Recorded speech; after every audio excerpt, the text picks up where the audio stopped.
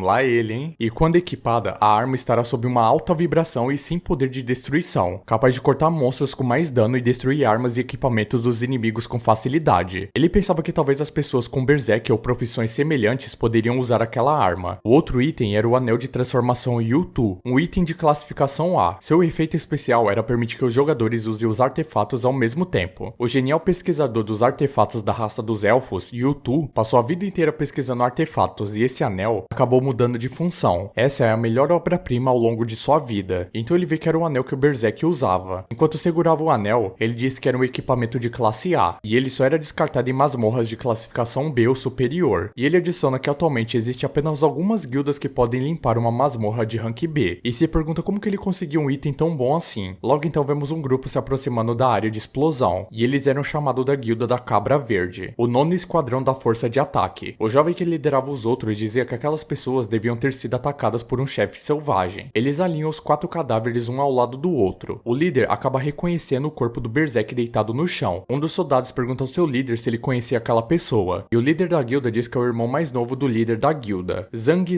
Tianhe. Um dos soldados diz que ouviu que o líder da guilda tem o irmão mais novo que não gostava de participar de ataques a masmorras, mas se tornou assim uma cobra venenosa, fazendo uso da identidade do líder da guilda. O membro da associação não poderia fazer nada contra ele. O líder do esquadrão diz que o líder da guilda deu a ele muitos equipamentos raros, e não há como ele conseguir vencer um chefe selvagem. Um dos subordinados diz que verificou agora há pouco os itens de seu inventário, e eles foram todos saqueados por alguém. Eles percebem que 3 cadáveres foram claramente abatidos por um chefe selvagem, mas o ferimento no peito do irmão mais novo do líder parece ter sido ferido por alguma arma muito afiada. O líder do esquadrão diz que o assassino não deveria ter ido longe, e ele pede que informe as brasas da guilda e procure pessoas suspeitas nas proximidades. Enquanto isso, nosso protagonista segue o mapa até uma dungeon bem assustadora, e era uma dungeon classificação de dificuldade C, e o número de desafiantes disponíveis para ela era apenas 1. Ele então abre a porta e entra no primeiro corredor, cheio de ossos, e também lanças e flechas. Nosso prota então sente sente um ar sombrio no local e ouve uma voz dizendo que ele pagará o preço. Isso por suas ações idiotas de invadir. Logo, os ossos começaram a se juntar, criando soldados esqueletos portando machados e espadas. O herói se surpreende que não é o mesmo que ele projetou. O primeiro andar não deveria ser de esqueleto com níveis tão altos assim. Ele então reclama com o sistema, pois eles estavam alterando seus dados e códigos do jogo mais uma vez. O esqueleto salta e desfere um golpe muito brusco contra o nosso prota, mas nosso prota coloca a espada na frente e defende por pouco o golpe do esqueleto. E ele diz que aquele não era apenas um esqueleto, porque ele tem uma força inacreditável. Logo o esqueleto tenta acertar ele em cheio pelo lado, mas ele desvia saltando na última hora, abrindo assim a guarda para o esqueleto que segurava um arco. E ele pensava ainda no ar que aquele lugar tão pequeno era desvantajoso para ele, e a flecha acaba atingindo ele bem em cheio, mas segurando um segundo antes, ele bloqueia ela com a sua espada, e dispara em alta velocidade até o esqueleto e corta sua cabeça. Ele então ativa sua mira e olha em direção para o esqueleto arqueiro, e ele diz que haverá desafios difíceis o esperando naquele lugar, e ele não poderia parar por ali, ele precisava cuidar primeiro do esqueleto arqueiro. Ele dispara mais uma vez e corta fora a cabeça do arqueiro. Ele ganha então 300 pontos por isso. A notificação de missão de caça concluída aparece dando 1 ponto de valor de caça, e também uma notificação dizendo da espada amaldiçoada. Outra janela abre dizendo que o poder da alma de cada pilha permitiria ao usuário ganhar 1% de poder adicional. Também promete 2% de resistência mágica dos espíritos da morte. O prota então diz que o dono do efeito especial dessa espada tem dano muito maior do que o ataque do ponto fraco, mas seu nível é muito baixo, e então seu dano não é muito alto. Ele coloca o outro esqueleto à sua direita na sua mira, e diz que ele teria que subir o nível rapidamente. Ele então salta e ergue as suas espadas, e começa a destruir até que reste apenas os ossos quebrados pelo chão. E ele diz que depois de compreender o padrão de ataques dos inimigos, aqueles esqueletos ficaram muito mais fáceis de derrotar. Ele logo sente que os ossos estavam sendo encantados de novo, e vê alguém que estava lá. E quando ele se vira, ele vê 2 esqueletos escondidos tentando reanimar os outros. Ele salta até eles e os amarra, e olha entendendo que aqueles eram os esqueletos mágicos que convocavam os outros soldados esqueletos. E ele diz que se aquele era o caso, ele iria convocar rapidamente mais soldados esqueletos para que possam trabalhar para ele, e pergunta se eles estavam ouvindo. Depois disso, vemos os crânios sendo jogados no chão pelo protagonista, e com isso ele sente seu nível aumentando em 350 pontos, por cada esqueleto destruído. Logo se abre 3 janelas de notificação. Ele já tinha subido o nível de jogador para o nível 40. Sua habilidade de marca de caça de notificação subiu de nível também. A habilidade de marca de caça da notificação subiu de nível. Uma janela de status se abre e ele diz que com o buff de atributo da raça demoníaca e a mudança de atributo exclusivo do caçador de demônios, seu atributo básico já é muito maior do que um jogador médio de nível 30. Nosso prota então pensa que com o poder atual dele, ele deveria ser capaz de lutar contra o Berserk de mais cedo. Ele então vê a alma do esqueleto sair dos seus ossos e ganha mais 350 pontos. Então cruza os braços e pergunta se o esqueleto também se matava. Agora ele não poderia continuar a farm de XP. Ele então avista a próxima porta. Empurrando ela, ele logo entra, e ele acha uma pilha de ossos. E uma janela aponta a ele os restos mortais de Kanshan Di. Nosso prota então diz que então era aquele lugar mesmo, mas ele sente uma pressão vinda da sala, e vê algo que o deixa bem assustado. A sala 2 era chamada de Plaza da Morte, e estava repleta de cavaleiros blindados, de nível 37 e 38 que pareciam estar protegendo o seu líder do Lorde Esqueleto de nível desconhecido. E para concluir o momento de tensão, a porta da sala se fecha. Nosso prota então ergue a sua espada se perguntando se um chefe tão poderoso não deveria estar no nível 3 pelo menos. E ao ver o exército de esqueletos de olhos vermelhos brilhantes, ele diz que aquele sistema não só mudou os monstros da masmorra subterrânea, ele até mudou os monstros dos mapas. Ele pensa que aquele não era a mesma masmorra que ele planejou. Logo ele é atacado por um dos esqueletos e segura fazendo muita força, mas claramente a força do monstro era um problema para ele. Nosso protinha pai de família então contra-ataca o esqueleto, e fica em choque ao ver que ele era incapaz de causar dano à armadura. Ele então ativa a marca do caçador para analisar o esqueleto, e abre uma janela de notificação dizendo que o alvo não tem qualquer uma fraqueza. Nosso prota então fica completamente assustado sem entender como ele não tinha nenhum ponto fraco, e ele também não sabia o porquê disso. Ele então analisa a armadura do esqueleto, e percebe que era uma armadura com tecido inferior à da tribo dos elfos. Ele tenta atacar, mas o esqueleto bloqueia com seu escudo e contra-ataca com seu escudo também. A força do esqueleto deixa o protagonista de olhos arregalados, pois ele pensava que o monstro estava em uma classificação completamente superior em comparação aos esqueletos de agora. O esqueleto então joga nosso pai de família para longe, fazendo ele cuspir sangue. Enquanto ele tenta se reerguer, ele pensava que não era uma surpresa. O filho do bêbado que entrou naquela dungeon tinha sido morto. Nosso prota então olha para cima enquanto os esqueletos se aproximavam, e o prota pensa que ele não pode morrer de jeito nenhum naquela masmorra. E para um jogador, as masmorras eram muito arriscadas e perigosas. Basicamente seria arriscar a sua própria vida ali. E ele diz isso enquanto os esqueletos o golpeavam. Logo então ele acaba caindo no chão, e ele sentia seu coração coração bater muito, e se sentia tão cansado que mal conseguia reunir forças, e se perguntava se ele estava prestes a morrer naquele local. Então pensa nos seus entes queridos. Logo uma notificação se abre falando que o coração do jogador parou de bater, e o segundo coração do demônio seria ativado. Rapaziada, se vocês quiserem a parte 3 dessa obra, é só vocês comentarem aqui Pai de Família parte 3, e também deixarem muito like aqui no vídeo. Se chegar a 3.000 likes, pode ter certeza que eu vou trazer o mais rápido possível essa série aqui pra vocês. Eu também vou ler os comentários pra ver se vocês realmente estão chegando até o final. Mas é isso, muito obrigado por me assistir até aqui e até o próximo vídeo. Valeu!